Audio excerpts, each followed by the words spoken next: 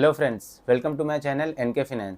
तो इस वीडियो में मैं आपको बताने वाला हूं इक्विटी टैक्सेशन के बारे में। अब जब हम बात करते हैं इक्विटी टैक्सेशन की तो उसमें शॉर्ट टर्म कैपिटल गेन आता है, उसमें लॉन्ग टर्म कैपिटल गेन आता है और काफ़ी इन्वेस्टर इसमें कंफ्यूज रहते हैं कि उनके इन्वेस्टमेंट पे उन्हें कितना % टैक्स देना होगा। तो चलिए मैं आपको बताता हूँ ये इक्विटी टैक्सेशन किस तरह के होते हैं।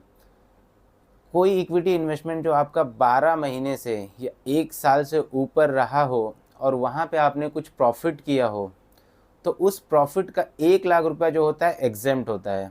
फॉर एग्जांपल आपने 10 लाख रुपया इन्वेस्ट किया और 12 महीने से ऊपर वो इन्वेस्टमेंट रहा और आपने उसमें 3 लाख रुपए का प्रॉफिट किया, 13 लैक्स।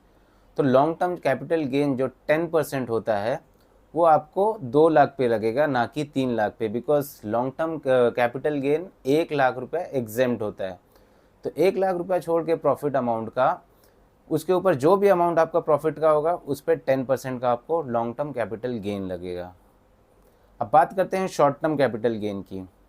आपका कोई भी इन्वेस्टमेंट इक्विटी जो 12 महीने से कम रहा और आपने वहाँ पे प्रॉफिट किया, यानी कि आपने इन्वेस्ट किया और सेल किया और सेल करने के बाद आपको कुछ प्रॉफिट हुआ, वहाँ पर बिना किसी एग्जेम्पशन अमाउंट के आपको 15% स्ट्रेट टैक्स में पे करना होगा।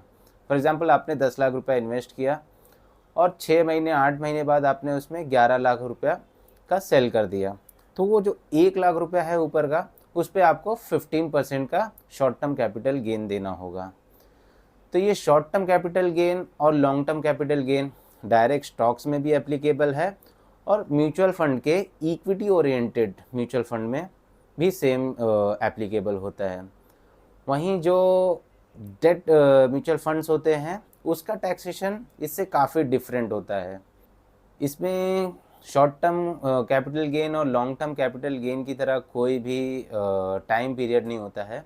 आपने जब भी उसमें इन्वेस्ट किया है उस पर अगर सेल करने पे आपको प्रॉफिट हुआ, वो प्रॉफिट आपके एनुअल इनकम में ऐड हो जाएगा। अब एनुअल इनकम में आपके ऐड हो गया तो उसमें आप टैक्स स्लैब में अगर 10% के टैक्स स्लैब में आते हो तो 10% उस पर आपको देना होगा। आप 20%, 30%, जिस किसी भी टैक्स स्लैब में आप आते हो वो टैक्स स्लैब के हिसाब से आपको उसमें टैक्स देना होगा।